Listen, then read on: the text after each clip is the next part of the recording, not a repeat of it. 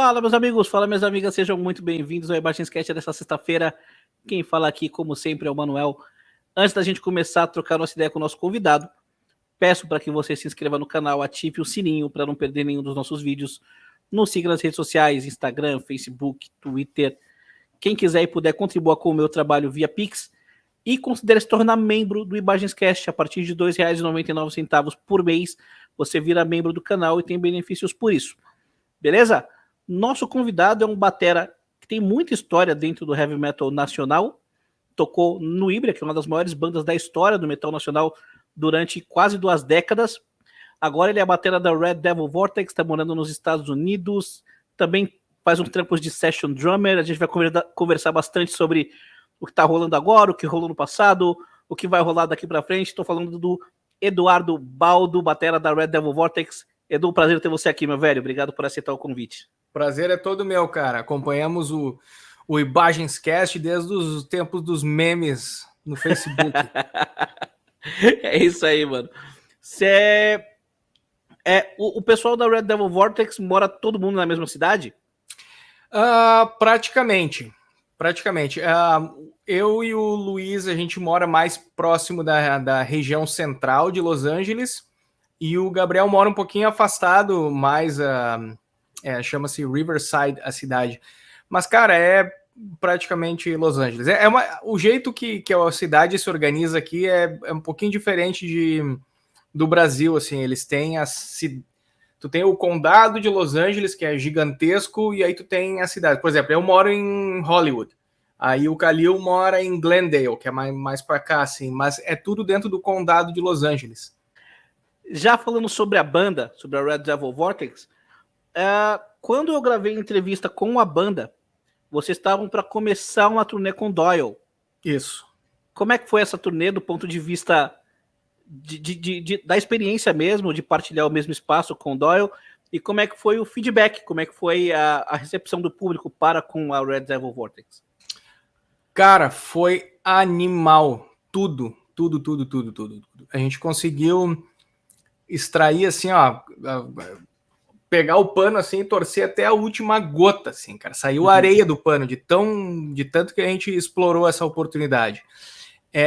Foi assim, cara, a gente pegou a segunda metade da turnê dele, então a primeira metade ele fez da costa leste para cá, e aí quando ele foi daqui de volta para lá, a gente entrou na turnê. Então a gente pegou a segunda metade da turnê.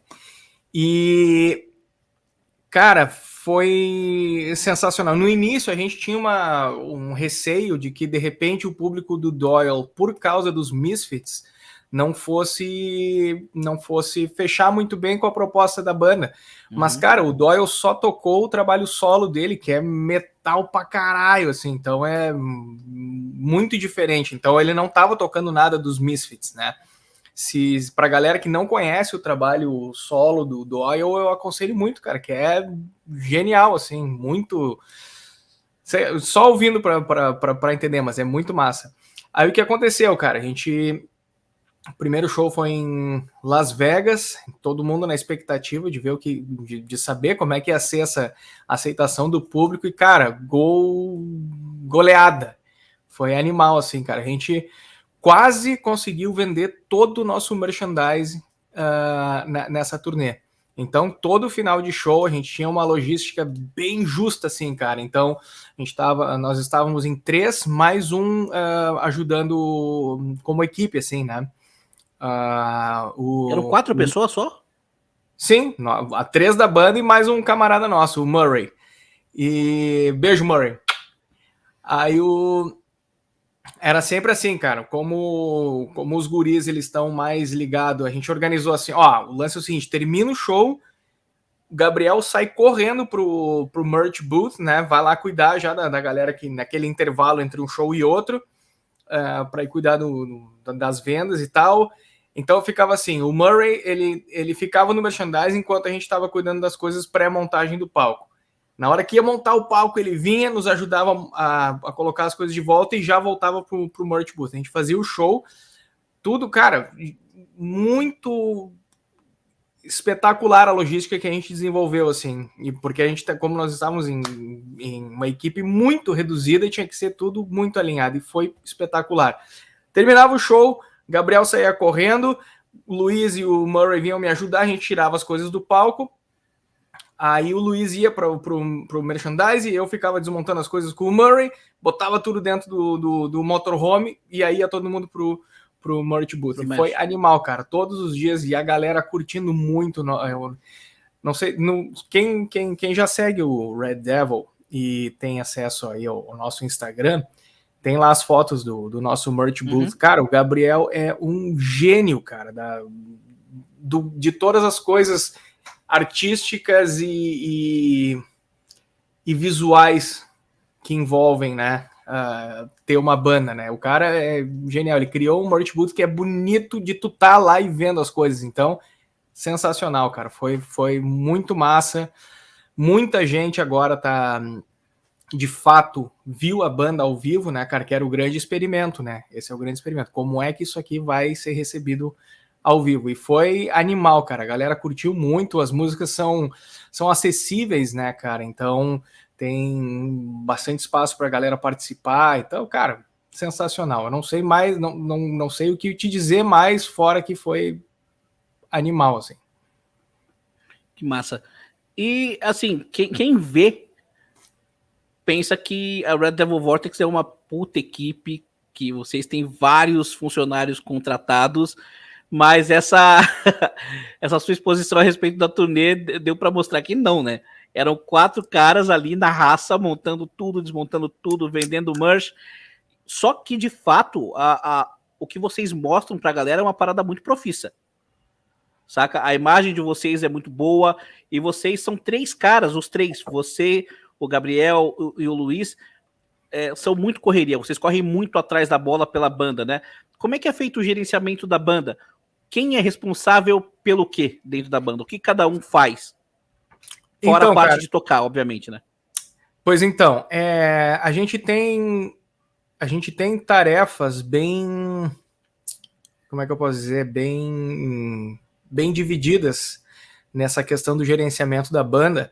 E a coisa mais legal, cara, dessa banda, fora o talento absurdo desse time, cara, que, modéstia à parte, é difícil de conseguir juntar um time tão bom assim, com a galera tão focada no mesmo lugar, mas com maneiras diferentes de chegar lá e contribuir, de maneira que todo mundo contribui, né? Cada um com suas qualidades, né? Esses são os pontos fortes.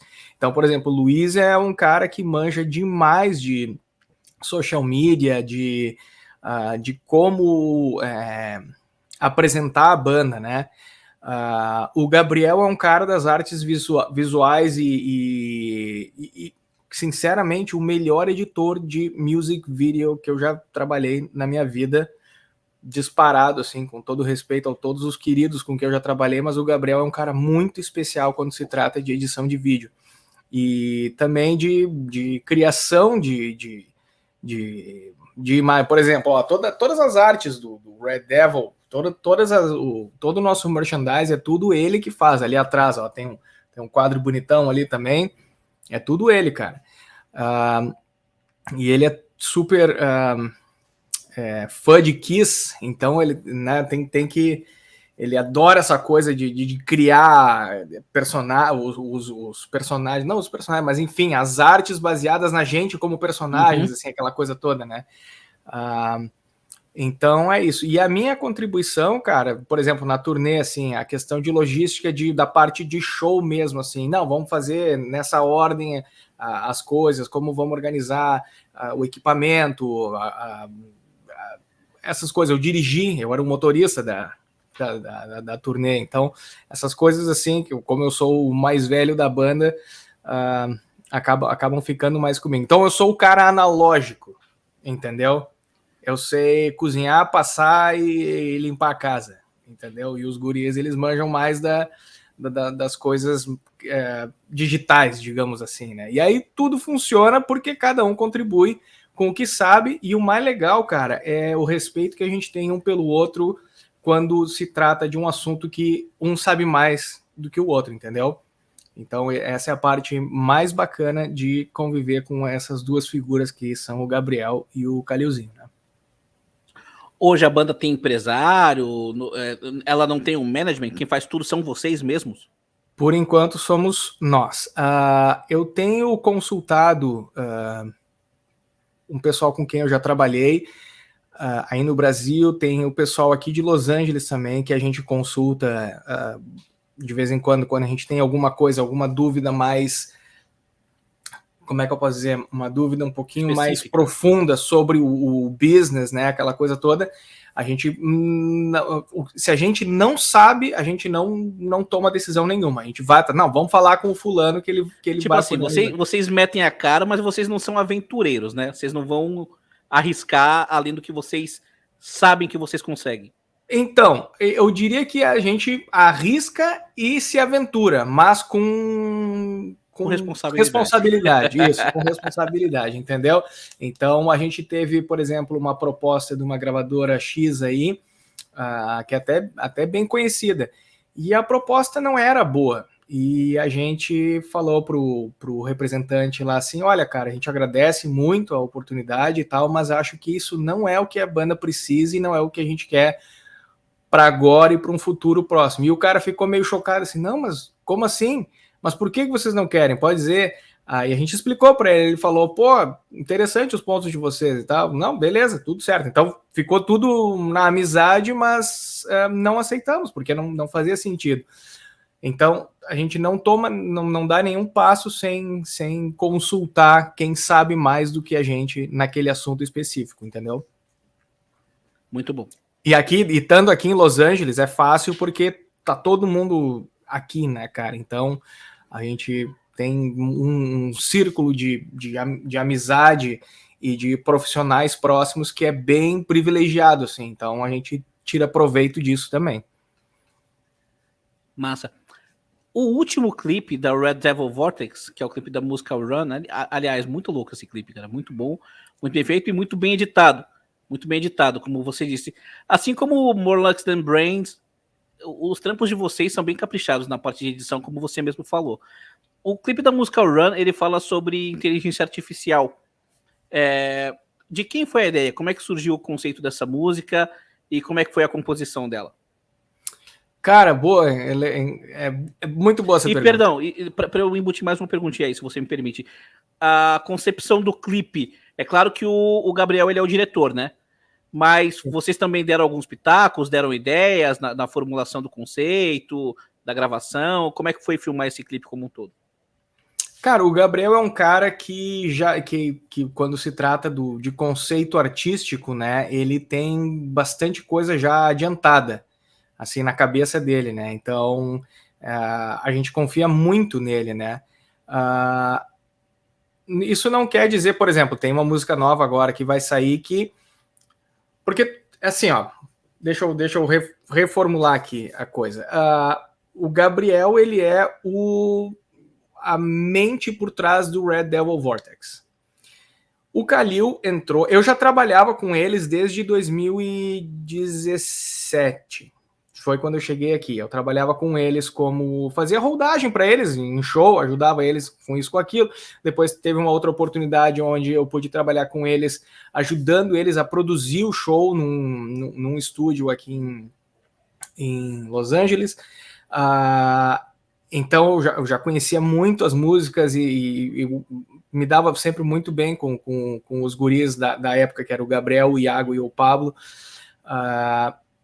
E aí foi durante a pandemia, né? Tudo desandou, né? E aí cada um meio que achou o seu rumo na vida e resolveu seguir. E o Gabriel ficou meio tipo, opa, e agora como é que eu faço?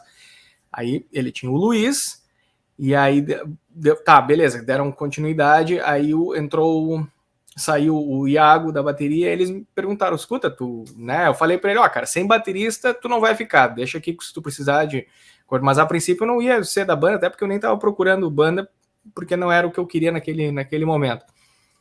Aí foi uma coisa natural, assim, da gente acabar se envolvendo. Por que eu tô falando tudo isso, cara? Porque aos pouquinhos a gente vai entendendo o nosso espaço dentro daquele universo novo, né? Então, o Gabriel, ele é o cara por trás de tudo, e aí agora, conforme as coisas estão ficando, já tem mais tempo e estão mais amadurecidas, eu e o Luiz, a gente participa mais de algumas coisas. Então, por exemplo, esses 2 clipes que já foram lançados, foi meio que ideia exclusivamente do Gabriel. Eu cheguei com o disco já quase todo composto, exceto a Run, que eu já vou falar sobre ela. E onde é que eu tava? Sim, sobre a questão de conceito, né? Então, por exemplo, agora pro clipe novo da música que a gente vai, da 4ª música, porque tem a 3ª que vai sair agora em seguida, que ainda é inédita, não vou falar sobre ela agora. E esse 4º music video que a gente vai gravar já é uma ideia onde eu participei bastante do conceito, assim, né? Então o Gabriel trouxe o embrião, e aí a gente avaliou tudo aquilo, aí opa, por que a gente não faz assim? Aí a coisa tá tá tomando forma baseado naquela coisa que a gente conversou e tal. Então aos pouquinhos cada um vai participando mais, e é muito legal. Aí voltando para a Run, cara, a gente tava já com 7 músicas, precisava de mais uma, e já em fase de pré-produção, já trabalhando com o Adair e tal. Então a gente já estava trabalhando na pré-produção das 7 músicas, pensando nessa 8ª, e depois surgiu a 9ª, que é um absurdo de música, mas a gente fala dela depois. Da Run. Aí eu tava em casa, e aí eu tava com uma ideia de riff, assim, aí eu peguei a guitarra lá e comecei a tocar. Tá, é isso aqui, beleza. E aí eu falei pro Calil, cara, vou te levar um riff aí, vou te mostrar Imagina, eu mostrando pro Luiz um riff de guitarra. É assim que se toca, tá, Luiz? Não, cara, é engraçado demais. Eu gostaria muito que ele estivesse aqui para confirmar tudo isso. Aí fui lá, mostrei para ele o riff, assim, aí ele ouviu, que é o riff exatamente como ele tá gravado lá. Aquele riff lá, aquele riff lá, aí eu mostrei para ele, aí ele queria complicar, então eu disse, não, Luiz, toca assim como eu te mostrei. Ele, não, mas peraí, deixa eu fazer. Não, Calil, vai lá, faz assim como eu te mostrei. E aí amadurecemos a ideia, mostramos pro Adair, e aí o Adair pirou, de não, é isso aqui, maravilha. Aí, beleza, mas então é isso que eu falo, assim, aos pouquinhos a gente está participando cada vez mais, mas porque a gente entende o conceito todo que é do Gabriel, entendeu? Então a gente está agora mais familiarizado dentro daquilo. Mas, por exemplo, a Run foi assim que surgiu, foi um riff que eu trouxe, mostrei pro Luiz, a galera curtiu pra caralho e foi isso aí. Muito massa. E a ideia da música, o conceito dela fala sobre inteligência artificial. O tema surgiu como? Assim, vocês conversando sobre o assunto, porque é um tema atual. Era algo que vocês debatiam fora da banda e vocês decidiram por incorporar em uma das letras. Alguém, sem vocês conversarem, veio com a letra. Como é que surgiu? Não, cara, o letrista da banda é o Gabriel. Eu acho que, inclusive, ele é um dos melhores letristas que eu já trabalhei, com certeza. Eu diria que ele é o melhor letrista que não tem o inglês como língua mãe, assim, cara. Ele escreve de uma maneira que é com o vocabulário certo, é muito doido, assim. E ele é um cara super ligado em temas atuais e polêmicos, digamos assim. E essa coisa do AI, ela vem sendo falada, porque aqui na Califórnia é onde surgiu essa coisa toda, né? Então a gente vem ouvindo essa coisa da inteligência artificial já faz bastante tempo aqui, né? E aí tudo que está de vanguarda das novas tecnologias do AI, a gente acaba ficando sabendo aqui meio que antes do resto, sei lá, do mundo, não dá para dizer, porque hoje tem internet, né? Mas é que as coisas estão mais à frente aqui, né? Por ser o Vale do Silício, aquela coisa toda, né? Então a gente já estava se ligando nessa coisa do AI, e conversando sobre, tipo assim, puta, e como é que vai ser daqui para frente? Isso a gente falava já lá em 2020, 21, 22.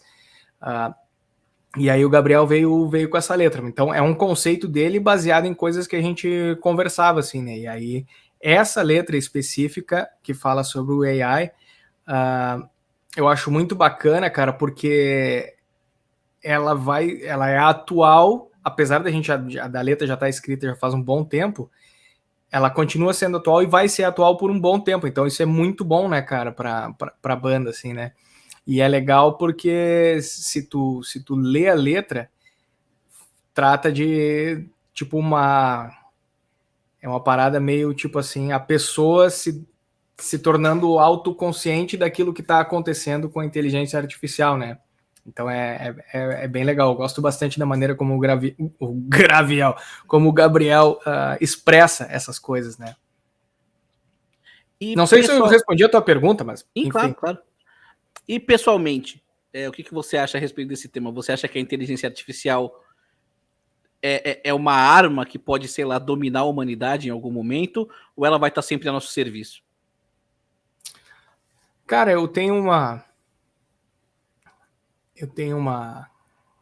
acho que se diz anedota, não sei se é exatamente isso, mas enfim, eu sempre digo que o ser humano, ele não, quando se trata de novas tecnologias, assim, ele meio que extrapola a maneira como é usada. E aí o exemplo que eu dou é assim, imagina os primeiros seres humanos que descobriram como fazer fogo, assim, como, né, criar, botar fogo em alguma coisa e criar fogo do nada.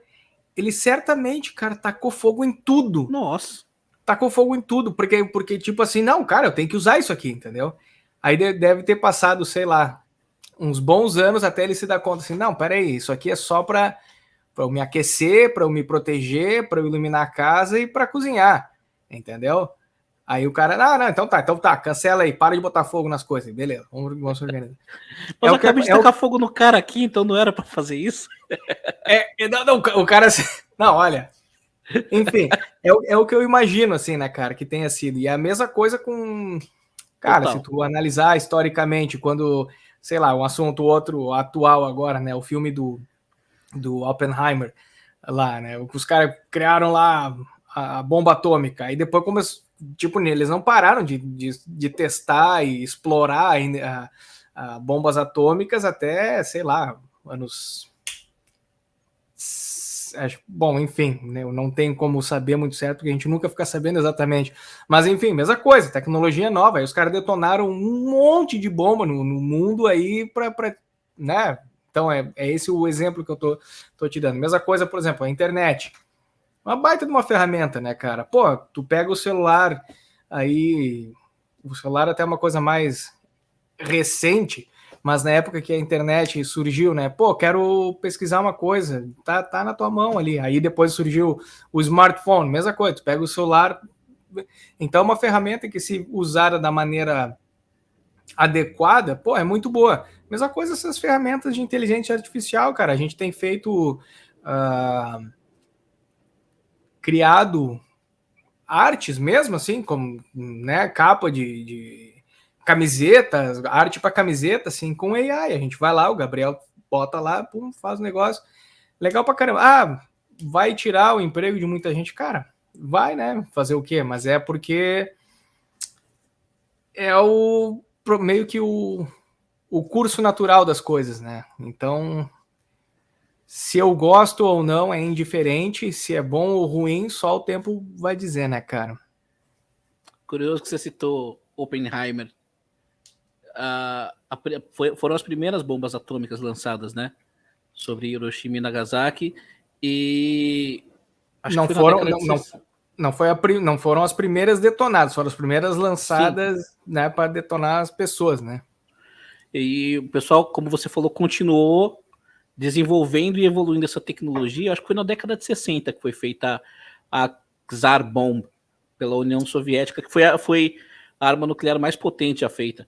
E essa bomba tinha o poder de 3 mil das que foram lançadas em Hiroshima. 3 mil vezes, mano. Tem lá a cratera lá. Acho que 200 mil pessoas. Põe no Google Maps lá, vai lá naquela...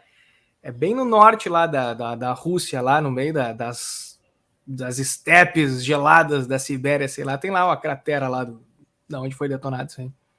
O teste é absurdo, mano. Absurdo. É. Então eu concordo com você. Se a gente não souber usar a parada, pode. Enfim. É um assunto bem complicado e eu não diria indigesto, mas ele é pesado, né, cara? Ele vai longe, assim, porque tu tem os extremos, tu tem uma bobagem. Um dilema, né? Tu tem uma besteira que é um chat GPT até um troço absurdo que é uma bomba nuclear. A gente sabe que a inteligência artificial pode nos dar muitas coisas boas. Mas ao mesmo tempo a gente sabe que alguém vai fazer merda com ela. Então, lógico, se tem pessoa envolvida, vai dar merda, sem dúvida. Não tem jeito. Eduardo, seguinte, o que vem pela frente para Red Devil Vortex? Em termos de tour, em termos de videoclipe, em termos de disco novo, lançamento de disco. Então, cara, a gente já lançamos duas, que foi a More Luck Than Brains e a Run. Tem mais um clipe pronto, que a gente vai anunciar, acho que agora, semana que vem. Ele vai sair agora. Essa entrevista tá saindo dia 25. É depois. Eu acho que dia 8 de setembro, se eu não me engano, vai sair o próximo clipe. E quando essa entrevista sair, provavelmente a gente já vai estar divulgando esse clipe novo.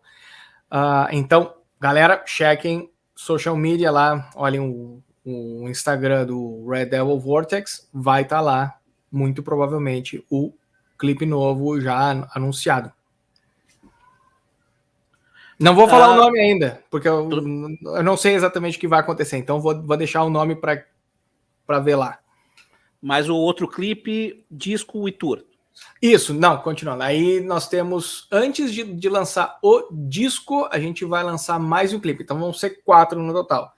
More Luck Than Brains, Run, o terceiro e o quarto, que é a primeira música, que é a música que vai abrir o disco, que foi a última... Tem data já prevista para esse quarto clipe?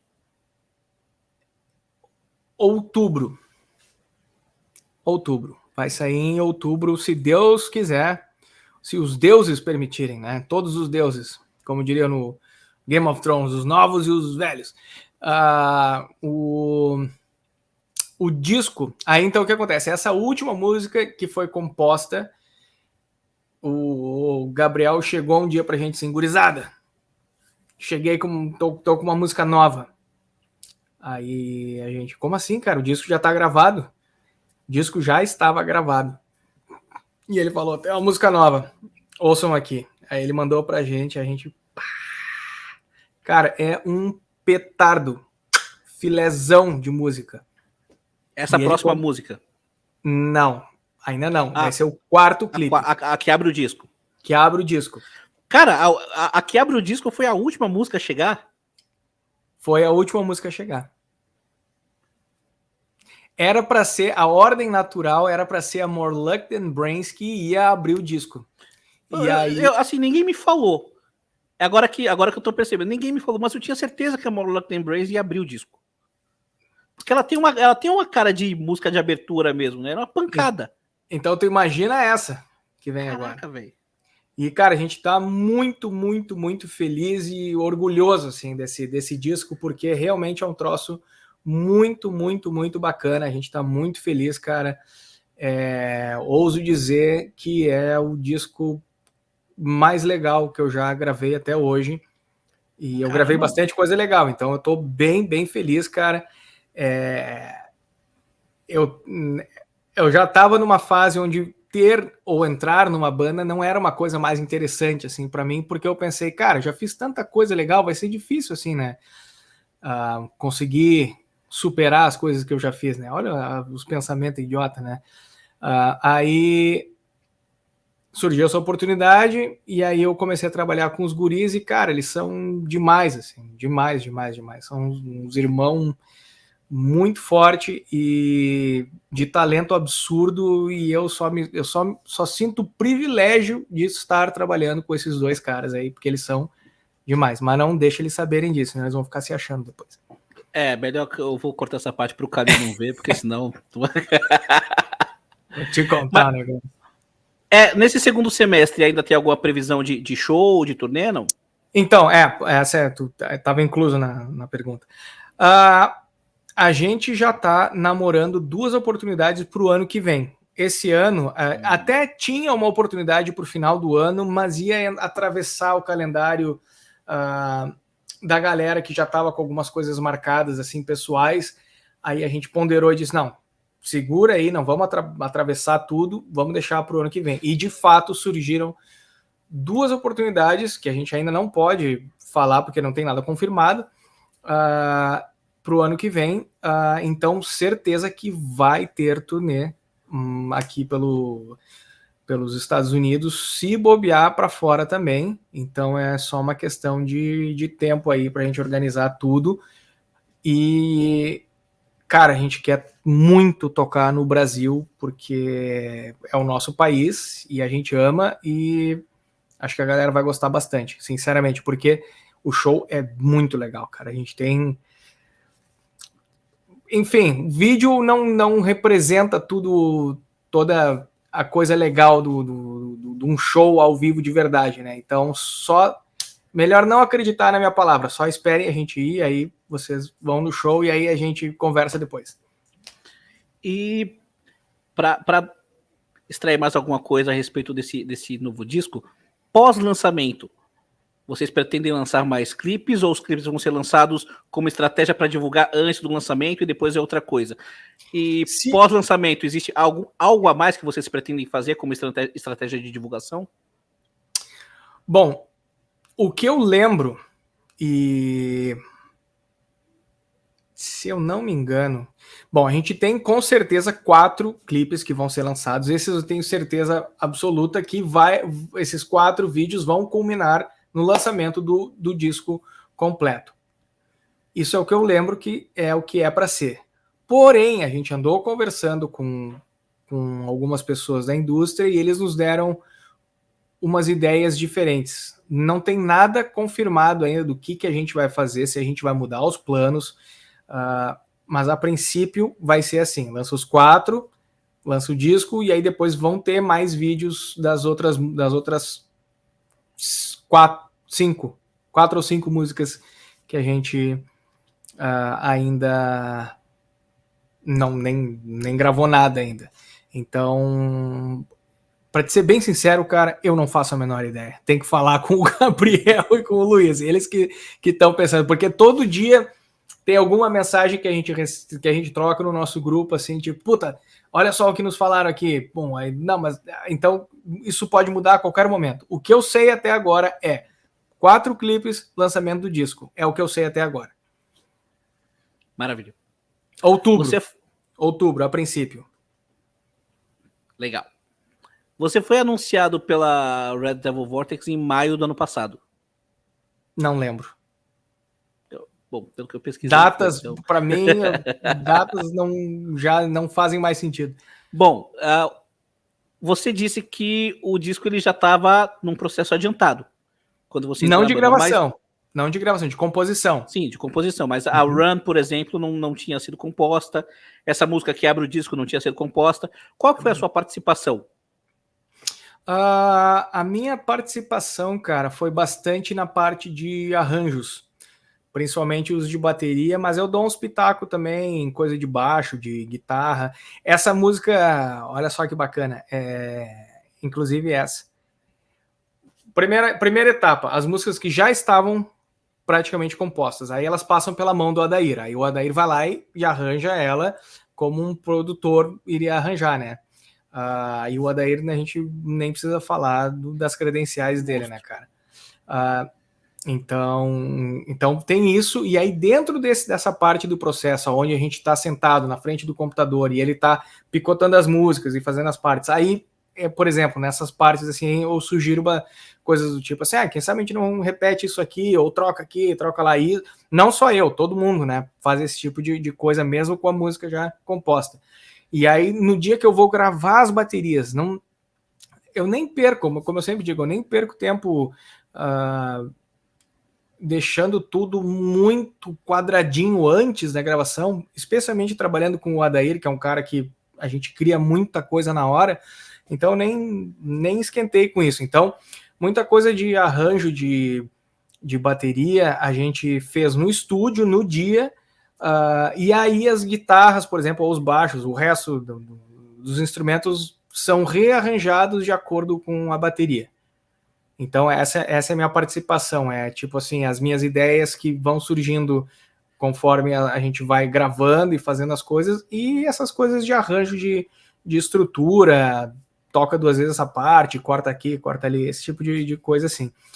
Aí, na segunda etapa, na Run, por exemplo, aí eu trouxe o riff e uma estrutura mais,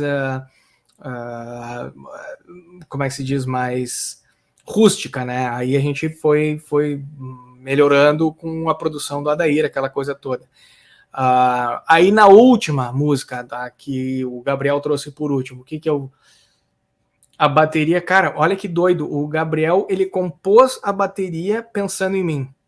Então ele disse, cara, eu pensei nessa música em como o Baldo toca bateria, como o Luiz toca guitarra e como eu toco baixo e canto. Então é uma música meio sobrenatural, assim, é muito doida. E a minha participação nela foi cantar. Eu canto, porque eu e o Luiz a gente faz backing vocals, né? Ao vivo e tudo mais. E aí na gravação, a gente estava gravando os vocais, e aí ficava aquela coisa do Gabriel respondendo o Gabriel no refrão. Eu falei, quem sabe eu não respondo essa frase aqui. Então tem eu, pela primeira vez na história dos registros fonográficos, eu cantando uma música, um pedaço de uma música lá. Então essa é a minha grande participação nessa última, que é a primeira. Cara, antes do Red Devil Vortex, como você já disse, você conhecia os caras, né? E Sim. você já havia tocado com o Luiz Calil. Aliás, você conhece o Luiz Calil já de longa data, né? Como é que surgiu essa parceria entre vocês? O Calilzinho, cara, ele era fã do Ibra, né? Lá por 2012, 2013, acho que foi quando ele começou a ouvir. E ele me conta isso, né? Eu não lembro exatamente, mas ele me conta que ele me conheceu lá no show no Teatro do CIE, lá em Porto Alegre, da turnê do Silent Revenge. Foi um showzaço, cara. Foi muito legal, memorável aquele show. E ele disse que me conheceu lá. Eu sempre digo para ele que eu lembro, mas eu não lembro 100%, mas eu acho que eu lembro dele. Porque na época ele já estava sendo falado lá pelo Renato e pelo Abel, assim, que ele era um absurdo de guitarrista com 12, 13 anos, né? É um ridículo. E aí foi ali, aí ele gravou o primeiro disco com o Renato Osório, produziu e fez a gravação, tudo, né? E o baterista era o Lourenço Gil, que era meu aluno. Então foi muito legal ver isso acontecer, assim, né, cara? Um aluno meu que virou baterista do Luiz e gravou o disco do Luiz. Foi muito legal isso. Aí pro segundo disco dele, que foi em 2014 ou 15, uma coisa assim. Eu não sei agora. Eu me ofereci, eu disse, ô Calil, deixa que eu gravo, vamos fazer uma música junto aí. Aí ele foi lá, a gente foi para um estúdio e trabalhou lá numa música e gravou. Inclusive uma música que a gente nunca tocou ao vivo, depois de ter tocado junto aqui, a gente nunca tocou aquela música ao vivo, ninguém sabe por quê, mas enfim. E aí foi isso, isso foi lá, e aí a gente manteve contato, participei dos shows dele lá em Bagé, em Porto Alegre, em 2 datas diferentes que eu não me lembro agora nem que ano foi. E aí ele se mudou para cá, em 2017, no início. E isso foi tipo, ele se mudou no início, janeiro de 2017. Aí, acho que na semana seguinte que ele se mudou, a gente teve a reunião do Ibria para, né, saber o que a gente ia fazer da vida, né? A gente vinha numa fase que não estava sendo muito boa, e aí a gente meio que achou melhor tomar os rumos que todo mundo tomou. Enfim, e aí eu pensei, isso em janeiro, né? Aí eu pensei, cara, o Calil foi para Los Angeles. Deixa eu falar com ele, ver como é, o que precisa, o que acontece, né? Aí eu comecei a conversar com ele e tal, ele foi me dando, foi me informando das coisas que eram necessárias para vir estudar no Musicians Institute, aquela coisa toda que eu, na minha ignorância, eu pensei, não, tu vai lá e tu participa. Mas não, cara, é aula mesmo, tu tem que ir para aula, tem chamada, tem nota, tem prova, tem tudo. Foi até uma coisa que eu... Não diria que eu me assustei, assim, mas eu fui pego de surpresa, porque eu achei que era só entrar e participar, mas não, aí depois tu ganha certificado, um diploma e tudo mais, é muito doido. E foi sensacional. Aí, né, em abril, maio, julho, cheguei em Los Angeles dia 4 de julho de 2017. E já, antes de eu vir para cá, eu já tinha falado com ele, vamos tocar junto aí, né? E deu no que deu, cara. Eu cheguei aqui, aí nós dois estudando na mesma escola, as salas de ensaio abertas 24 horas por dia, literalmente 24 horas por dia, cara. Então a gente aproveitou para tocar tudo que deu junto, cara. Foi um ano espetacular 2017 nesse aspecto. De 2017 a 2018, né? Eu passei um ano inteiro só me preocupando em tocar bateria e era isso. E aí a gente tocou junto, fez um monte de show aqui em Los Angeles, tocamos em todas as casas de show aqui, o Whisky, o Viper Room, e mais algumas outras que eu não me lembro agora. Mas enfim, aí a gente fez muita coisa legal aqui. A gente tocou na escola com o Stone Sour, né? Eu na bateria, ele na guitarra. Eu vi esse vídeo, cara. E o resto dos bonecos ali na frente. Eu nunca vou esquecer, porque o Luiz é muito, muito fã de... O cara tava mega feliz. Cara, eu lembro eu na bateria, assim, a bateria mais desconfortável que eu já toquei na minha vida, do Roy Mayorga, porque ele tava com um problema na coluna, então ele tava sentando alto, assim, ó, do cara ficar com as pernas assim, ó, em pezinho, assim, tocando bumbo aqui, ó, quase que caminhando. E cara, tudo esquisito, assim. E é na hora que eu sentei, assim, e não tinha retorno, porque eles usam in-ear, né? E aí não tinha retorno, não tinha nada, assim. Eu pensei, vai ser uma loucura. Mas deu tudo certo no final das contas. E aí eu lembro de eu estar tocando, assim, e olhar pro Luiz, assim, e ver que ele tá em êxtase, assim, em outro mundo, assim. Então foi muito legal participar de tudo isso aí com ele. E, cara, você já é professor de bateria há um bom tempo, né? Foi. E o quanto ter passado pelo Musicians Institute te melhorou enquanto baterista, se é que melhorou? Cara, um absurdo. O antes e depois não tem nem comparação. Na minha percepção. Quem vê de fora não sei se vai perceber o que eu sinto. Mas são dois bateristas completamente diferentes, cara. Tudo que eu imaginava que eu achei que fosse de uma maneira foi me apresentado de uma outra. E, cara, outra coisa. Tu sair de Porto Alegre para vir para Los Angeles e se inserir naquele universo onde os caras fazem isso há muito, muito, muito tempo, foi a melhor experiência musical da minha vida, disparado. Nada se compara. Foi sensacional. Pós-Musicians Institute, tem algo que o Eduardo Baldo ouve do Ibra e fala, cara, hoje eu não faria desse jeito, hoje eu faria completamente diferente? Tem algumas coisas...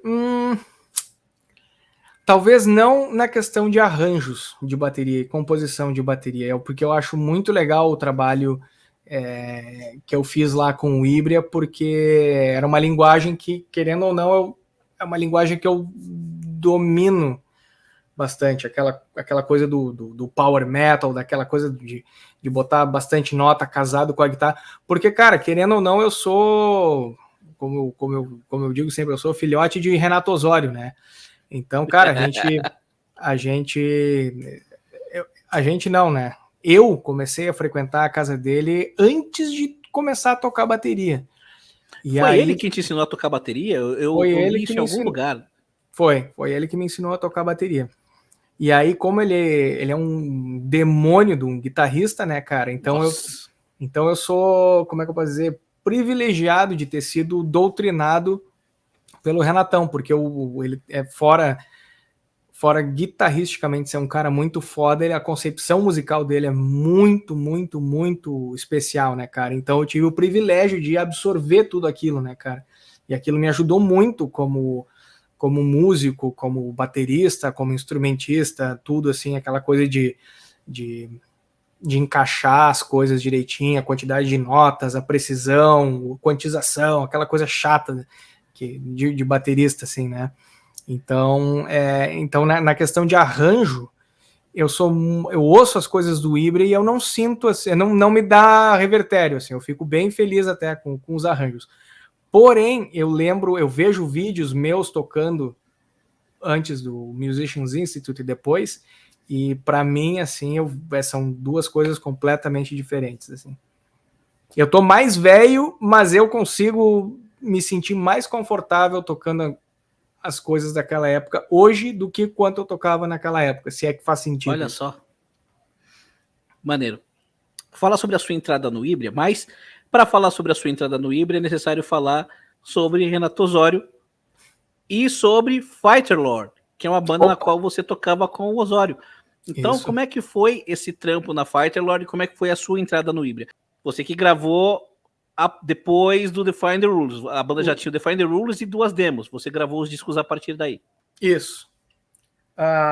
Então, cara, o Renatão, então, aquela coisa toda, eu conheci ele no verão de 2000 para 2001. Aí eu comecei a tocar a bateria, tipo, por março de 2001. E aí, enfim, no final de 2001 foi quando eu comecei a tocar.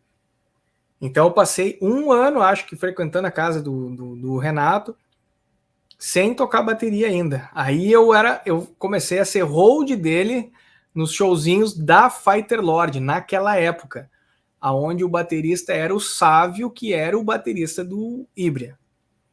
Aí eu virei hold do Sávio, que era o baterista da Fighter Lord e do Ibra. É isso, eu tô tentando lembrar agora. Aí...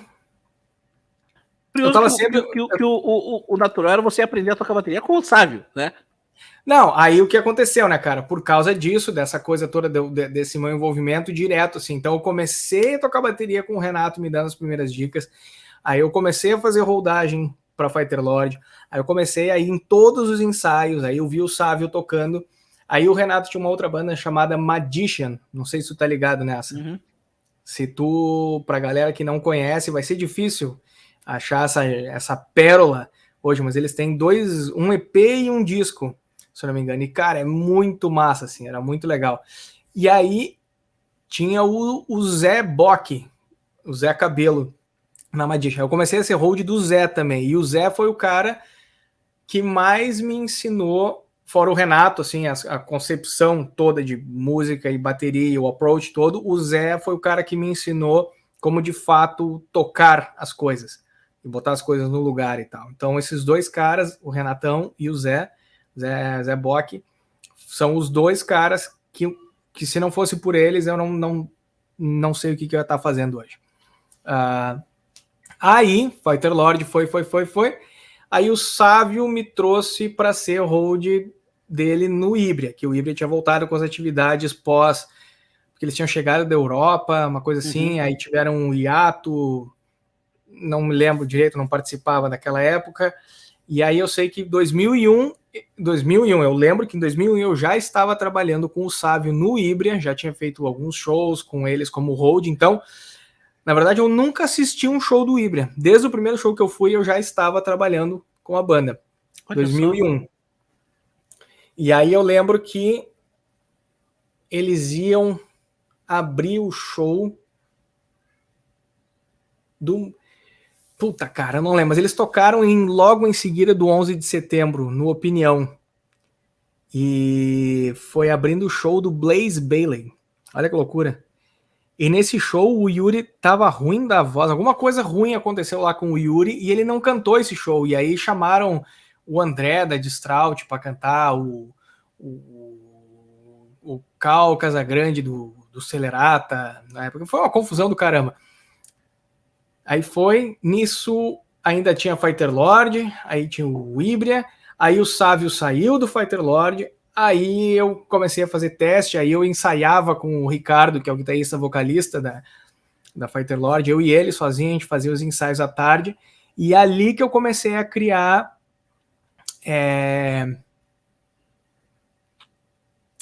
resistência, porque era muita lenha, né, cara? Tipo, as músicas power metal absurdo, assim, né?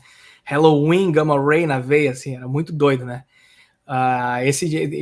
O disco tem um EP que tá no Spotify, aconselho a galera a ouvir, quem gosta de power metal, metal mais raçudão, assim, tem lá. E aí, cara, mas eu já tocava com uma banda chamada Moonlight, inclusive, eu vou te mandar o link da minha primeira gravação oficial, que foi em 2003. E é uma coisa que eu tenho muito orgulho daquela gravação, porque, cara, é muito legal. Eu tocava há muito pouco tempo e o que eu consegui tocar naquela gravação versus o tempo que eu tocava modéstia à parte, admirável, assim, porque num período muito curto eu estava tocando coisas bem complexas, assim, e num tempo de gravação bem mais simples. Então, o que tá ali é o que tá ali mesmo. 2003, aí eu comecei a ensaiar com a Fighter Lord de 2004, eu não lembro das datas. Aí eu toquei com a Fighter Lord de 2003 a 2008 ou 2007. Só que em 2005, em novembro de 2005, foi quando eles me convidaram para entrar no Hybria. Acho que foi isso. Porque eles tinham me visto tocar um show no Garagem Hermética com a Fighter Lord, eu acho que foi. Então a Fighter Lord foi o que me colocou no Hybria, digamos assim. Acho que é isso. Que massa, cara. E você grava do Skull Collectors até o Moving Ground, né? Isso. Nesse período, a banda ela teve alguns momentos icônicos. Eu acredito que o mais icônico deles foi tocar no Rock in Rio. Eu tava nesse show. Eu tava na grade desse show. É mesmo? Eu queria ver vocês e o Almar, assim. Tava louco pra assistir esse show. E, cara, eu acho que o show de vocês... Eu fui em 2 edições do Rock in Rio, fui em 3 dias. Se eu fosse fazer um top 10, assim, de todos os shows, top 5, eu acho que eu colocaria a apresentação do Hybria, velho. Porque vocês, mano, vocês deixaram tudo ali no palco, velho. Assim, vocês deixaram tudo ali no palco. Foi animal, cara. Animal. Tiger Punch até hoje eu lembro. Das rodas punk, de como foi animal a parada. Então, como é que foi pra você essa experiência? Teve 2 baterias no palco, teve até um mini duelo de bateria ali no final. Como é que foi? Cara, é surreal, cara. Tocar no Rock in Rio ali. Não, digamos assim, não era o palco principal, mas, cara, que puta experiência, cara. Esse dia foi meio difícil, assim, cara, porque a galera tava meio insegura, que eu me lembro, assim. E aí a tensão pré-show, assim, foi meio difícil, assim, tipo aquela coisa, assim, né? Aquela coisa do estômago, assim, né? Aquela ansiedade, assim. Mas na hora que tava lá em cima, aí, cara, não, aí é tipo na hora da montanha-russa quando ela tá subindo, né? Aí ela para lá em cima e dá aquela travadinha, a hora, cara, ali não tem mais volta, entendeu? Então é a hora que eu sentei lá na bateria, que aí, tipo assim, aí eu olhei assim pra galera, assim, pro público, assim, e eu disse, meu Deus do céu, foi muito legal, muito massa. Eu não, cara, pra te ser bem sincero, cara, eu quando eu tô lá em cima do palco, eu sei que vai parecer um baita de um clichê bagaceiro, mas tu entra meio que num modo, assim, de uma realidade não virtual, mas uma realidade alternativa. Porque independente do tamanho do palco ou da quantidade de pessoas que tem, tu meio que faz a mesma coisa. Não sei se tu me entende. Independente da quantidade de pessoas. O tamanho da bateria é o mesmo. Entendeu? Então, o que eu vou fazer ali é meio que um procedimento. Entendeu? É um procedimento. Eu vou pilotar esse avião aqui agora, então eu tenho que fazer os procedimentos. Então é meio que a mesma coisa. Então tu entra num modo, cara, que não interessa se tem 10 ou aquela milhares Você vai de fazer pessoas. o que você faz toda noite. Exatamente. Então é uma coisa muito louca. Depois, quando a gente vê os vídeos, é que meio que faz o download daquela Cai a informação. ficha, Assim, né? aí, pá, animal. Olha o que eu fiz, né? Mas é que, Manuel, tem uma coisa, cara, que é meio que memorável antes do Rock in Rio, cara, que foram os shows do Japão em 2009. Aquilo, cara, aquilo representa no meu coração mais do que o Rock in Rio. Uau. O Rock in Rio, cara, com todo o respeito, sem diminuir o valor daquilo de maneira alguma. Mas é que quando a gente tava no Japão, cara, o primeiro show em Osaka, 2009, tinha dado aquela crise do H1N1, lembra da gripe H1N1? E aí, cara, a gente pensando assim, não vai ter ninguém, não vai ter ninguém. E a gente no camarim, assim, ouvindo assim, cara, silêncio absoluto. Nada acontecendo. Aí eu fui lá no palco, assim, peguei a cortina no cantinho, assim, só puxei pro lado, assim, olhei, lotado de gente. Lotado de gente, cara. Lotado. Todo mundo de máscara, muito doido, em silêncio, assim, esperando o show. Na hora que a gente subiu no palco, velho, então eu tenho essa memória, tem a memória do Loud Park no Japão em 2009 também, que foi a segunda vez que a gente foi, no mesmo ano, olha que loucura. E, cara, a gente tava voando naquela época, voando. Então, tinha um banda, o cartaz do Loud Park, o nosso nome tá maior e acima de bandas tipo aquela Hailstorm, sabe? Isso? Então, tipo, eles nem tinham estourado ainda, entendeu? Então, cara, a gente tava muito legal. Então, tem essas duas memórias. E, em seguida, em 2010, janeiro de 2010, a gente abriu pro Metallica em Porto Alegre. Que aí eram 30 mil pessoas, cara, a perder de vista. Eu tenho a filmagem desse show num HD que pifou. E o cara que eu mandei para consertar, o cara perdeu o meu HD. Então eu tô na luta para achar isso aí ainda até hoje. Que eu tenho uma filmagem muito legal da galera assim, ó. Foi muito legal. Então tem esses 3 shows que são memoráveis para mim. E daí em quarto lugar tá o Rock in Rio. Em termos de ordem no coração, não mais nada, só o que o meu coração diz, entendeu? Vocês conseguiram conhecer o pessoal do Metallica desse dia, não? Conseguimos, tem uma foto clássica. Na verdade, né? Depois do show, né? Vocês tiram uma foto? Antes do show deles. Antes do show deles. Eles estavam saindo daquela sala que eles saíram daquela sala que eles tocam, eles têm um estúdio montado para ficar aquecendo antes do show. Aí eles saíram e vieram tirar uma foto. A gente tinha pedido para a produção, escuta, será que rola e tal? Aí os caras, não, peraí que nós vamos ver, se rolar a gente fala com vocês. Aí veio o pessoal da produção, acho que foi lá, chamou alguém da banda lá e falou, vai rolar. Aí aquela coisa assim, né? Coração aqui assim, né? Foi doido, cara. Surreal só de imaginar, mano. Tá lá a foto para provar, cara. Dá para ver na cara das pessoas ali. Sobre a saída da Híbrida. A sua saída ela se dá em dezembro de 17. E é um negócio que pega todo mundo de surpresa, porque são 4 membros da banda. Isso foi algo planejado por todos. Cada um teve os seus próprios motivos. O que você pode falar sobre essa saída e quais foram os seus motivos? Cara, assim, ó, como eu falei, foi o que começou esse movimento de saída foi o início de 2016. Acho que foi em 2016. Puta, agora eu não lembro das datas, cara. Mas enfim, o primeiro a nos avisar que ia sair por motivos pessoais, sei lá, queria fazer outra coisa da vida, foi o Yuri. Beleza, fizemos uma reunião, o Yuri falou, e aí todo mundo ficou tipo assim, puta, e agora, né, cara? Como é que faz? Yuri. Aí, cara, conversamos. Não, nessa reunião eu tinha sugerido, cara, quem sabe então a gente não não grava um último disco, faz uma turnê, especialmente para o Japão,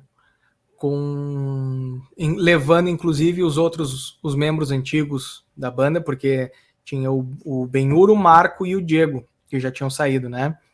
E eu sugeri assim, por que a gente não faz uma turnê de despedida com todo mundo, levamos os membros antigos, fazemos um puta de um show e aí, tipo, encerra a história esse ciclo, esse ciclo. Aí a galera, no primeiro momento, todo mundo achou interessante a ideia, ninguém decidiu nada. E aí o Yuri já tinha, né, foi o que eu falei, essa sugestão foi na reunião em que o Yuri falou que ia sair da banda. Aí eu sugeri isso, aí passou um tempo e tal, aí o Abel falou com a gente depois, disse, não, galera, eu vou querer continuar com a banda e tal, não sei o que, se vocês quiserem continuar comigo e tal, beleza. Todo mundo ali ainda, só sem o Yuri. Aí eu lembro, inclusive, que eu tinha... Tá, vamos fazer o quê, né? Aí eu sugeri, vamos achar uma cantora. Uma menina, uma mulher para cantar. Vai ser legal, é uma coisa distante de um vocal. Tipo assim, é uma coisa bacana assim, de tu apresentar. Tipo assim, tá, saiu o Yuri, tá, mas a gente tem uma coisa legal para apresentar aqui agora, né? É uma coisa diferente e tal. Aí não foi muito bem recebida a ideia. Aí foi. E aí, cara, a gente já tinha passado por tanta coisa, um acúmulo de coisas ruins, assim, né, cara? Que para quem tava já há tanto tempo foi meio cansativo, assim. Meio cansativo. E aí o meu motivo pessoal foi estar cansado daquela subida de montanha que não chega a lugar nenhum. Entendeu? Então, tipo, a gente fica...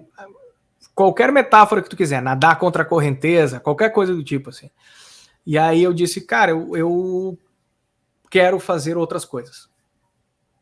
E aí culminou com aquela coisa, né? Porque tudo foi meio que perto, assim, né? Aquela coisa do Luiz, com a reunião do Yuri. Ah, lembrei. Então foi isso. Foi em janeiro de 2017 que o Yuri falou que ia sair. E aí o Luiz falou que ia vir para Los Angeles. E aí eu juntei uma coisa na outra e resolvi tomar esse rumo da vida. E aí a gente manteve o segredo, né, a decisão em segredo, porque a gente ia gravar mais um disco, porque tinha um lançamento do disco. Então a gente esperou até dezembro para anunciar tudo isso, porque o disco já estava lançado e tal, não sei o que. A gente quis, pelo menos, fazer esse lançamento com toda a galera ainda da banda.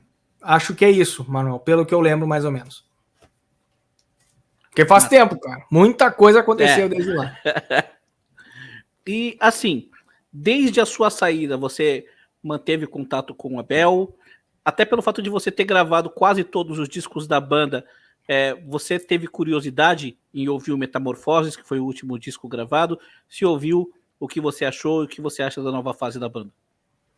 Cara, eu meio que me desliguei, assim, de verdade, assim, eu meio que me desliguei de tudo que aconteceu no Híbrida, porque era uma coisa que para mim era muito querida.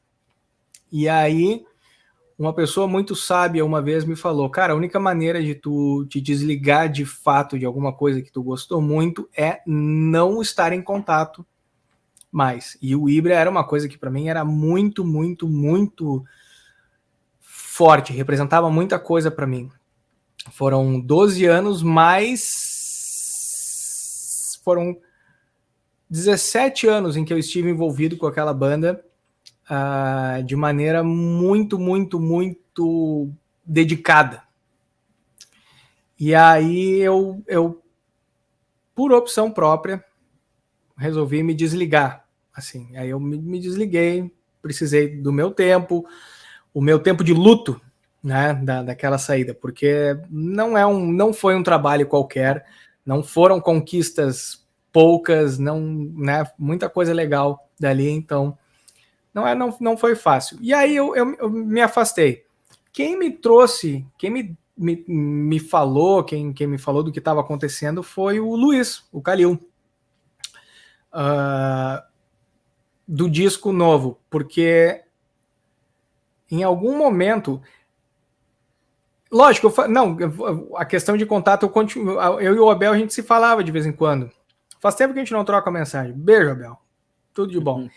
A gente se falou e aí tinha a questão do Quiroga. Em algum momento o Quiroga falou comigo. Eu não me lembro exatamente quando e o que, mas ele já tinha entrado na banda. E, cara, sensacional. Molecão detonando tudo, toca pra caramba, moderno. Acho que foi uma excelente escolha. Espero que ele consiga colher frutos dessa experiência, porque o Ibra, querendo ou não, é uma banda de prestígio, né, cara? Tem uma história legal, né? Tomara que aquilo propicie para ele coisas boas. Que legal, cara. Que legal. Falando agora sobre a sua carreira pós-Ibra, mas fora da Red Devil Vortex, você, para quem não sabe, tocou com o Glenn Hughes, só com o Glenn Hughes, e chegou a fazer uma tour com ele. Primeiro, que inveja, assim, muita inveja. Como é que você conseguiu essa gig, mano? Cara, isso aí é uma história. Tu tá preparado para ouvir? Por favor, por favor. Tu quer a versão longa ou o Director's Cut? Pô, a Director's Cut é mais longa, né? Geralmente. Então vai na Director's Cut. O que eu falei? Eu falei a versão longa ou a versão curta? Não, era pra ser, tu quer a versão curta ou a versão não, versão Director's Cut. Por favor. Tá, então assim, ó, cara, eu sou muito fã de Deep Purple desde criança. Somos. Enfim. E aí, mas tem um acontecimento na minha vida que foi muito legal, que foi em 2002. Eu fui numa loja de discos lá no centro de Porto Alegre, se eu não me engano é Stone Discos, e eles vendiam cópias, não as originais na época, entendeu? Se é que tu me entende? De discos que não eram muito fáceis de conseguir no Brasil. E eu me deparei com os discos do Glenn Hughes, carreira solo. Aí eu, pô, que bacana, nunca tinha ouvido. Cara, eu coloquei aquilo, sabe aquelas cenas de filme assim que que o cara põe assim um disco e aí um mundo dá voltas assim, e aí tu vê. E cara, eu fiquei muito, muito fã da carreira solo do Glenn. Isso foi lá por 2002, cara. Beleza, até aí tudo bem, né? Aí foi engraçado, cara. Tem um disco chamado, que é o Glenn e o Joelyn Turner, que se chama Hughes and Turner Project. Não sei se tu tá ligado. Se tu não tá ligado, acho que tu tem que ouvir, porque é sensacional. E aí, cara, eu ouvi aquele negócio e pensei, meu Deus do céu, o que é isso, cara? Que coisa espetacular. Aí eu tocava naquela banda que eu te falei, na Moonlight, na época, e eu cheguei pros caras e falei, cara, não dá, vamos ter que tirar o vocalista porque ele não canta que nem o Glenn Hughes. Sacanagem. Não, meu irmãozão até hoje, Daniel Chaim, beijo pra ti. A gente joga Gran Turismo junto até hoje. Ele é cheio das técnicas, mas eu ganho dele de vez em quando também. Aí, beleza, então tá. Aí foi em 2002 que começou essa coisa com o Glenn Hughes. Aí beleza, aí fui no primeiro show dele em 2009, que quem tava tocando guitarra era o Jeff Coleman, que foi o cara que gravou o disco Songs in the Key of Rock, de 2008, se não me engano. Era o Jeff Coleman na guitarra. E aí, em 2010, ele foi tocar em Porto Alegre, e eu pensei, cara, vou gravar uns vídeos. 2010, olha só que loucura. Aí fui lá no estúdio, gravei um monte de música que na minha cabeça era o que ele gostava de ouvir, então gravei uns Stevie Wonder, gravei Sly and the Family Stone, gravei umas coisas assim que eu pensava, não, acho que ele deve gostar disso aqui, e de fato ele gostava, mas ele nunca recebeu esse CD, porque no show de Porto Alegre, cara, deu tanta merda lá no amplificador de baixo dele, então, tipo... Enfim, não deu certo. 2010. 2011, 12, 13. 2013, a gente estava trabalhando com o Vander Caselli, que é um operador de som extremamente... o cara mais foda que tem aí no Brasil. Ele trabalha com o Testament, ele trabalha com o Crisium, trabalha com o Glenn, trabalha com Destruction. Cara, o cara é muito foda. Enfim, e aí a gente tava indo para um show, não me lembro onde, e ele recebeu um e-mail dizendo, puta, galera, não vou poder fazer um show com vocês no dia tal, porque um cara aqui acabou de me contratar para um show na Colômbia, um tal de Glenn Hughes. Aí eu, quê? Aí, cara, tu vai ter que me conseguir... Ele falou um tal de Glenn Hughes? Não, algo do tipo, ele não sabia quem era na época. Aí eu, não, cara, tu vai ter que me conseguir essa gig um dia, não sei o que. E foi. Eis que ele me conseguiu, cara. Então foi por causa desse tipo de coisa. O cara que foi trabalhar com o Glenn, aí o Glenn deu confusão com o baterista que ele tava, que era um cara do Chile, se eu não me engano, deu uma confusão aí no Brasil, não sei o que aconteceu, ele precisou de um baterista para turnê nos Estados Unidos. Quem que tava aqui? Eu. E aí, culminou e tal, e foi uma coisa meio que tipo assim, tá, beleza, tem tu, vai tu mesmo, assim. Porque foi muito rápido, assim, né, cara? Eu tava indo buscar minhas coisas no último dia de aula, o Calilzinho tava comigo no carro quando o empresário dele me ligou. E, cara, foi surreal, assim, quando eu recebi a ligação, assim. O coração tava assim, ó. Tava assim, cara, eu não acredito que isso está acontecendo comigo. E aí foi. E aí eu tô um dia em casa e perdi uma ligação do Glenn Hughes no meu telefone. Aí eu, caralho, e agora, cara? Perdi a gig. Ai, meu Deus do céu. Mas não, aí ele me ligou depois de novo e tal. Aí foi muito legal, cara. Porra, não... Só quem é muito próximo, assim, meu amigo, entende o quanto isso foi grande para mim, cara, porque é tipo coisa de filme, assim, eu tenho que acabar tocando com o cara. Sensacional. Assim, e detalhe, né, tocando só Deep Purple. Só. Enfim, eu encerro a conversa com um gole de café. Muito massa, cara. Mas assim, você aí nos Estados Unidos, você atua como sessionist, certo?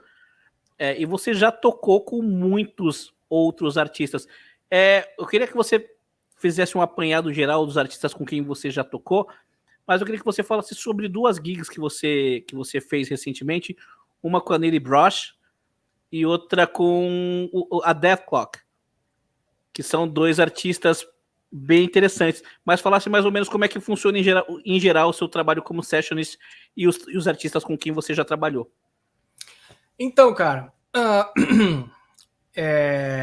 essa função do Death Clock foi muito louca. O Vander, de novo, meu brother Vander Caselli, beijo.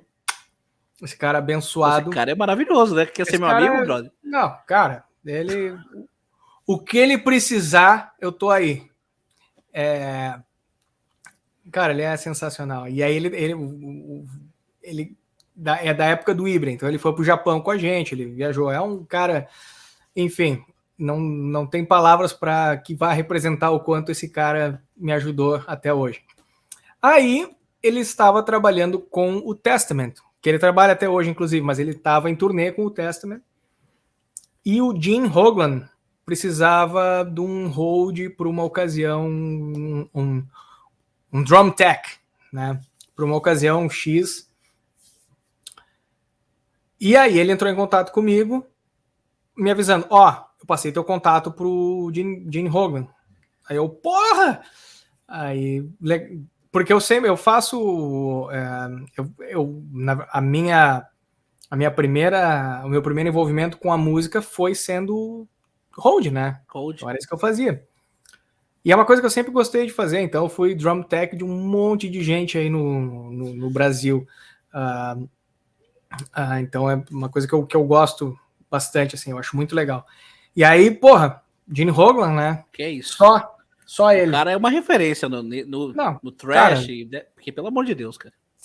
absurdo. Nem vamos começar a falar da carreira dele, senão acabou a entrevista aqui, né? Aí, beleza. Aí falei com ele, aí me passaram todos os detalhes e tal. Até então eu, tipo assim, né? Cheio de dedo, né? Aquela coisa assim, puta, né? Vai saber como é que é o cara e tal, não sei o quê. E o Vander me falou: não, cara, o cara é um querido absurdo e tal, não sei o quê. Mas nunca se sabe, né? Artistas, tu nunca sabe como é que vai ser. Aí fui lá, peguei todo o equipamento, comecei a montar e conheci finalmente. Chegou o dia que eu fui lá e conheci ele de fato, assim. E o cara é um absurdo, assim, cara. É realmente um dos caras mais queridos que eu já conheci no mundo artístico, assim, cara. É muito, muito massa.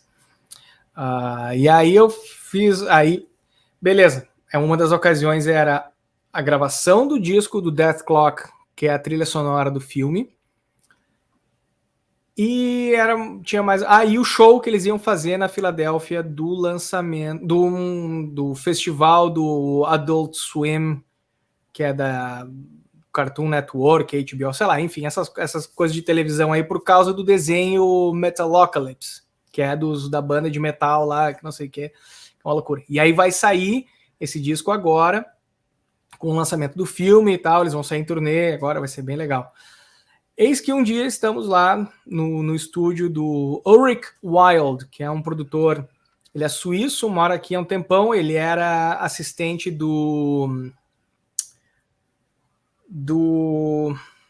cara que produziu Pantera e coisas do tipo, assim. Então, tipo, é só os nomezinhos aqueles, né? E aí ele é muito foda também, produziu um monte de outras bandas aí, que agora não vem... Body Count, Static X, o Death Clock, todos os discos foi ele que gravou e tal. E aí o Gene pega assim, sai lá, Baldo, tem umas caixas aqui, marciais, eu sei que tu toca uns rudimentos aí, chega aí.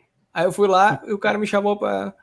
Foi assim, cara, ele saiu de dentro Sério? depois, eu sentadinho assim, né, esperando lá, né, à disposição, porque precisar, aí eu, quê? Aí ele me botou lá. Então tem participação minha no disco novo do Death Clock como caixista. Se é que dá pra. Se é que dá pra. Isso é muito boa. Enfim. Então, muito legal. E, cara, ele não precisava, mas ele fez isso como um gesto de. Sei lá, cara, de bondade. Não sei o que é, mas ele não precisava ter feito. Mas ele fez e foi muito legal. E lá estou eu no disco. E aí ficamos amigos lá, eu, ele e o Brandon Small, que é o cara por trás do Death Clock, né? O criador da bagaça lá, que é outra figura também. Cara, as pessoas que a gente acaba conhecendo aqui por causa disso. Não, olha que loucura.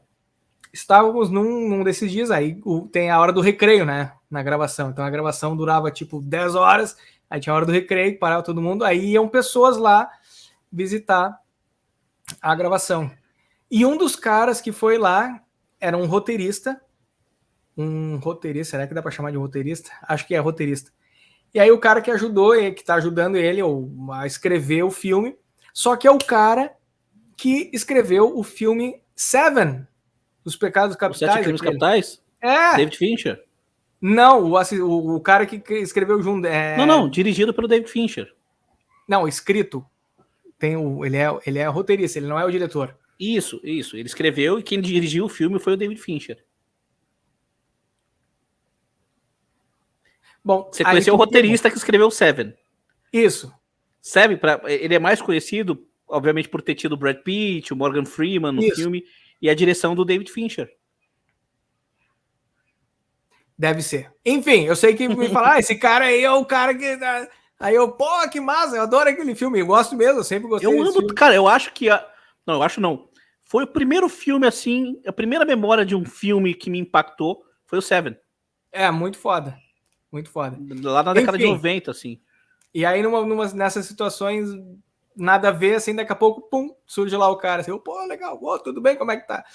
Aí, é isso aí. Que mais? Aí, começaram os ensaios para esse show que ia rolar. E aí a guitarrista era a Nili Brosh, que inclusive vai fazer de novo a turnê. Ela toca com o Death Clock acho que desde que tem pelo menos uns 2 discos que ela tá na turnê, pelo menos. E ela é uma guitarrista também da geração do YouTube, que começou com o Luiz também. E é engraçado que eles se conheciam e eu não fazia ideia que eles se conheciam. E eu sou meio por fora, assim, meio abobado, assim, para essas coisas, assim. Aí, lá pelas tantas, aí tô eu lá dentro da sala de ensaio, conheci todo mundo, legal, maravilha. Os ensaios rolando, aí daqui a pouco iam surgindo pessoas, assim, que tu só via na TV, sabe? Apareciam lá no ensaio, assim, oh, e aí, ó, o fulano, assim, daqui a pouco, caralho, é o cara, não sei quem tal. Aí, mas eu quietinho lá, assim, né? Não, né? Mantendo a compostura.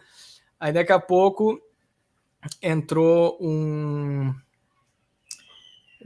batera aqui que eu adoro. Ele toca lá na Jam do Whisky.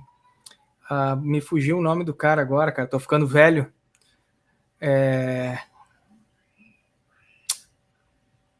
Puta que pariu, cara. Eu adoro o cara.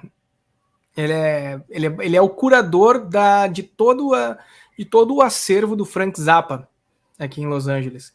Então ele toca com os filhos do Frank Zappa e ele cuida literalmente, ele é o cara, o curador do material. Então, se alguém precisa de um vamos lançar a fita de não sei quando do Frank Zappa, é ele que cuida dessas coisas. E o fato de eu ter esquecido o nome dele agora tá me corroendo por dentro. Aí, enfim, ele me viu tocando lá no Whisky. A primeira vez que eu toquei lá no Whisky, na Jam, que eu toquei com o Jeff Scott Soto. Foi muito legal. Pô, imagina, muito legal nem começa a descrever, né, cara? Mas enfim, a gente tocou I Don't Know, do Ozzy. Muito massa. E aí ele tava lá e ele me viu tocar e tal, e a gente acabou, porque por causa dessa questão lá da Jam, que a gente acabou tocando muitas vezes lá, a gente ficou conhecido, assim, amigo ali, aquela coisa, assim, e ele sempre me elogiou pra mim mesmo, assim, né, como bateria, assim, pô, adoro te ver tocar isso aqui, blá, blá, blá, blá. E eu, né, maravilha, é legal tu receber um elogio de uma pessoa e tal, mas é uma sensação esquisita, assim. Aí então eu lá nesse ensaio, aí entra Joe Travers, esse é o nome dele. Tá. Joe Travers. O curador do material do Frank Zappa. Isso. E aí ele fez turnê já com um monte de gente famosa, gravou disco com o Glenn, o disco Addiction, de 96, ele é que é o baterista, fez turnê com o Joe Satriani, foi, cara, enfim, é um renomado batera aqui de Los Angeles. E aí ele entrou no estúdio assim, falou, Baldo, o que tá fazendo aí? Não, esse cara aqui é foda, não sei o que. E eu fiquei assim, né, sentadinho assim, caralho, meu, olha o que o cara tá fazendo aqui. E aí a Nili ouviu essa história e ficou pensando, pô, qual é que é desse cara aí? Aí começou a falar comigo e tal, não sei o que, e ela precisava, em seguida, ela me mandou mensagem que ela precisava de um baterista para tocar no acampamento do Joe Satriani. E aí ela me chamou, sem nunca ter me visto tocar, porque o cara fez um elogio para mim lá na frente dela, me ligou uma coisa com a outra. Cara, é muito doido. Então, Los Angeles é muito massa por causa disso. Mas é bom que tu esteja afiado, né? Senão não adianta nada. Cara, maravilha. Para finalizar, Eduardo, o que o fã que está nos assistindo pode esperar do Eduardo Baldo, seja em futuras jams acompanhando artistas, seja com a Red Devil Vortex?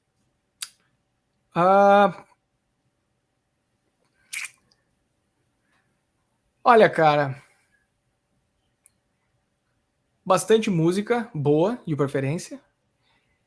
E, na verdade, quem espera sou eu. Eu espero ver todo mundo que, de alguma maneira, acompanha o meu trabalho ou o trabalho do Red Devil Vortex. Eu espero muito ver essa galera presencialmente. E que a gente possa curtir um showzão junto e bater um papo depois. E é isso, cara. Então, na verdade, quem espera sou eu. as pessoas podem ficar tranquilas. É isso aí. Eduardo, quero agradecer imensamente sua presença aqui pela segunda vez, né? A primeira foi com a banda, agora essa solo. Dizer que a porta está aberta, espero que você retorne quando a Red Devil estiver lançando o disco para a gente trocar mais ideia, quem sabe participar de uma live. O convite está feito, a porta está aberta. O tempo e espaço é seu aí para você se despedir, deixar o recado que você quiser para a nossa audiência. Cara, primeiro eu gostaria de agradecer de novo Manuel e o Ibagenscast pelo espaço aqui. É muito bacana o trabalho que vocês fazem. Como eu falei, eu acompanho desde os tempos dos memes do Facebook. Sim. Inclusive o Kalil fala que ele adorava os memes de vocês. Nossa. Né, cara? E, cara, quem quiser entrar em contato comigo, tem o Instagram. E eu tô aí porque precisarem, se precisar gravar bateria e quiserem me chamar, é só falar comigo lá no Instagram. E é isso, cara. Só agradecer e, fiquem ligados porque tem muita coisa bacana vindo por aí dessa banda maravilhosa que eu tô tocando. Olha só, olha essa camiseta aqui, ó. Olha que loucura. Cara, muito massa, hein, mano? É os amplificadores pegando fogo, ó. É da More Luck Than Brains, né? Isso. Essa imagem, essa camiseta aqui, inclusive, cara. Ah, boa! Posso contar uma história? Por favor. Então, na última turnê que a gente fez do Híbria, a gente foi pro Japão, 2015, eu tinha feito uma camiseta que ela era única.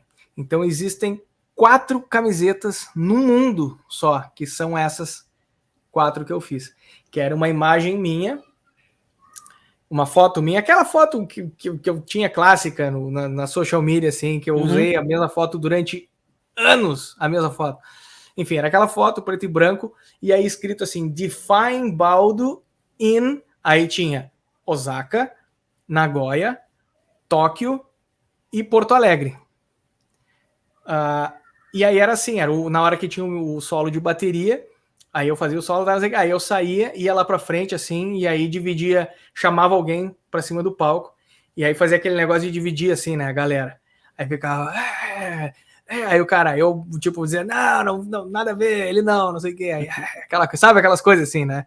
E aí terminava o negócio, eu dava essa camiseta pra pessoa desse show em Osaka, Nagoya, Tóquio e em Porto Alegre.